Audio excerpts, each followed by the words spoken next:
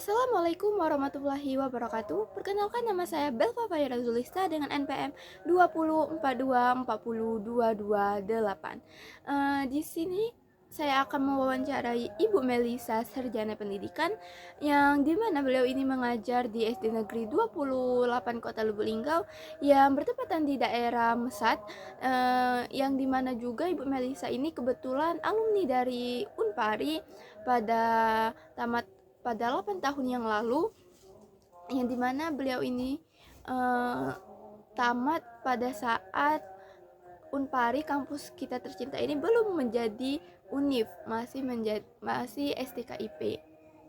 Langsung saja kita akan mewawancarai Ibu Melisa. Assalamualaikum warahmatullahi wabarakatuh. Perkenalkan, nama saya Belva Fayra Zulista dengan NPM 2042402228. Di sini saya akan mewawancarai Ibu Melisa yang mengajar di SD 28 Lubuk Linggau. Baiklah, di sini saya akan bertanya kepada Ibu Melisa dan pertanyaan, apakah yang Anda bisa bagikan tentang kurikulum Merdeka ini? Kalau kurikulum Merdeka ini kan beda dari kurikulum yang sebelumnya, karena kalau kurikulum Merdeka ini pembelajarannya lebih ke berbasis proyek profil pelajar Pancasila, dan penilaiannya juga lebih fleksibel, terus juga lebih memberikan ruang kreativitas untuk guru. Nah, jadi dia bisa membuat pembelajaran itu lebih relevan, efektif. Selanjutnya, pertanyaan yang kedua, bagaimana pandangan Ibu setelah menerapkan kurikulum Merdeka? Karena kurikulum Merdeka ini beda dari kurikulum yang sebelumnya, ya kita sebagai guru harus bisa lebih mendalami pembelajaran yang biasanya kita lihat lebih mudah. Dan ini sebenarnya mudah, cuman kita lebih ke dari kurikulum Merdeka itu peserta didiknya harus lebih memahami materi yang sudah dipelajari, tapi peserta didik juga dapat menerapkan materi tersebut dalam kehidupan nyata. Lebih ke tujuannya tuh menciptakan pengalaman belajar yang harus nyatanya di kehidupan sehari-hari anak. Selanjutnya, pertanyaan ketiga, apa perbedaan mendasar yang Ibu rasakan antara kurikulum sebelumnya dengan kurikulum Merdeka? Kalau untuk kurikulum sebelumnya itu kan lebih ke perannya lebih ke guru ya, untuk lebih banyak menjelaskan tentang materi. Kalau kurikulum Merdeka sekarang itu lebih ke anak yang berperan penting dalam kehidupan sehari-hari. Itu anak harus tahu kan, lebih ke Lebih aktif lagi. lebih aktif lagi dalam proses pembelajaran. Apakah yang Ibu sukai dari implementasi kurikulum Merdeka ini? Jawabannya sama seperti sebelumnya. Kalau kurikulum Merdeka ini lebih penilaiannya kan lebih fleksibel, terus lebih memberikan ruang kreativitas bagi guru, terus juga membuat pembelajaran lebih relevan, efektif, dan sesuai kebutuhan siswa. Selanjutnya, pertanyaan yang kelima, bagaimana menurut Ibu tentang mengenai deep learning? Deep learning itu pembelajaran mendalam, berarti pendekatan yang lebih bertujuan untuk memperdalam kualitas pembelajaran secara sadar, ya, bermakna. Dan kalau untuk pembelajaran mendalam itu biasanya pembelajaran yang harusnya guru itu bisa memberikan pembelajaran yang lebih menyenangkan untuk peserta didik supaya anak tidak bosan Dalam kelas ya? ya. Selanjutnya, pertanyaan yang keenam, bagaimana menurut Ibu tentang 7 kebiasaan anak Indonesia hebat? 7 kebiasaan anak hebat ya. Kan 7 kebiasaan anak hebat itu yang pertama kan bangun pagi, beribadah, dan juga olahraga, gemar belajar, terus dia harus makan makanan yang bergizi, istirahat yang cukup. Nah, itu dalam program itu kan orang tua dan guru itu kan berperan penting sebagai teladan atau fasilitator untuk membangun karakter anak tersebut melalui kebiasaan-kebiasaan yang positif.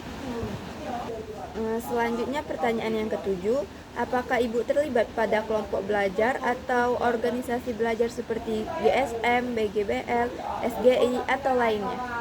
Kalau untuk itu saya hanya terlibat di kelompok belajar yang sudah ada di sekolah tempat saya mengajar. Selanjutnya pertanyaan yang ke-8, menurut Ibu seberapa penting bagi seseorang guru dalam membaca seperti novel, komik, atau lainnya untuk mendukung profesionalitasnya? Menurut saya penting karena bisa menambah pengetahuan, menambah wawasan, supaya bisa menjadi guru yang lebih tahu kan apa saja yang harus dilakukan, menambah wawasan aja sih. Penting untuk membaca itu.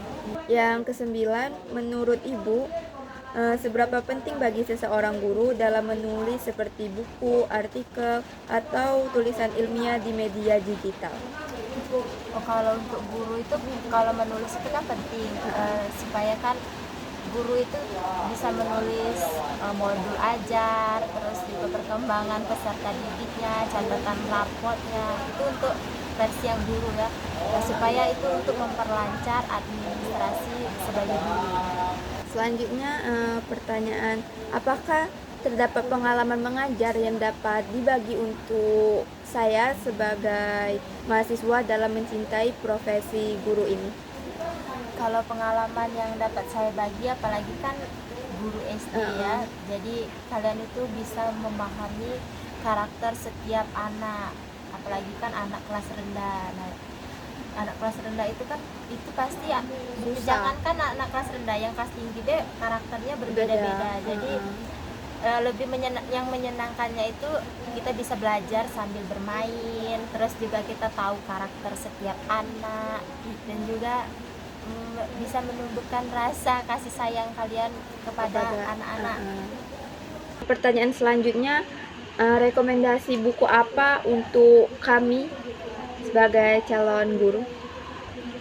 Kalau menurut saya ada tuh salah satu buku yang berjudul apa ya, Etika Profesi Keguruan. Nah, buku itu membahas tentang apa ya, peran, kode etik, dan tanggung jawab guru dalam dunia pendidikan. Nah, itu coba ya kalian baca buku. Selanjutnya pertanyaan terakhir, keterampilan apa yang Ibu bisa kasih saran kepada kami sebagai untuk menjadi guru ideal? Kalau menurut saya itu harus public speakingnya harus bagus, bisa mencairkan suasana, bisa menciptakan pembelajaran yang menyenangkan, kreatif, supaya anak murid itu tidak bosan di dalam kelas. Itu saja sih saran dari saya sih. Mungkin itu saja pertanyaan saya untuk Ibu. Semoga saya bisa memahami sebagai calon seorang guru. Terima kasih banyak. Maaf mengganggu waktunya ya Bu. Ibu Melisa sempat berkata kepada saya bahwa banyak sekali tantangan yang kita hadapi sebagai guru di sekolah dasar, karena mengajar di sekolah dasar ini bisa dikatakan sulit dan rumit karena mengajar anak-anak yang masih bertumbuh dan berkembang. Pada saat itu juga Ibu Melisa berbagi cerita, berbagi pengalaman kepada saya pada saat Ibu Melisa mengajar di SD tempat Ibu Melisa ini sekarang. Pada saat itu Ibu Melisa mengajar di kelas 5 SD, di mana ada seorang siswa yang belum bisa sama sekali membaca.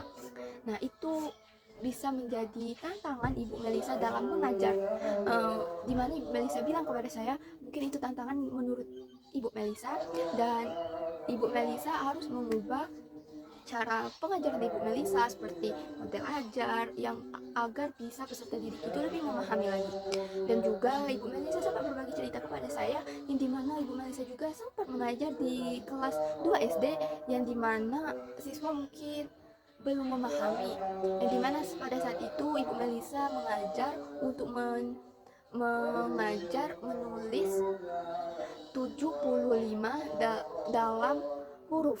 Nah, huruf bahasa Indonesia, di mana anak-anak tempat Ibu Melisa mengajar itu mereka menulisnya bukan dengan bahasa Indonesia melainkan dengan bahasa daerah mereka.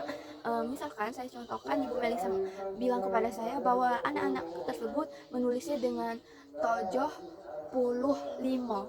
Nah, dimana itu bahasa daerah. Mungkin itu juga sulit, kata Ibu Melisa. Itu juga tantangan untuk saya, kata Ibu Melisa. karena mungkin anak-anak masih memakai bahasa daerahnya, mungkin di rumahnya belum terbiasa memakai bahasa Indonesia. Mungkin itu saja yang dapat saya sampaikan dan Ibu Melisa sampaikan mengenai cara-cara pengajaran dan kurikulum di sekolah dasar ini. Mungkin itu dapat menambah wawasan untuk kita semua sebagai calon seorang guru sekolah dasar. Semoga dapat memberikan manfaat untuk kita dan lebih baik lagi dan lebih matang lagi untuk mempersiapkan kita sebagai seseorang calon guru sekolah dasar. Dan saya akhiri, wassalamualaikum warahmatullahi wabarakatuh.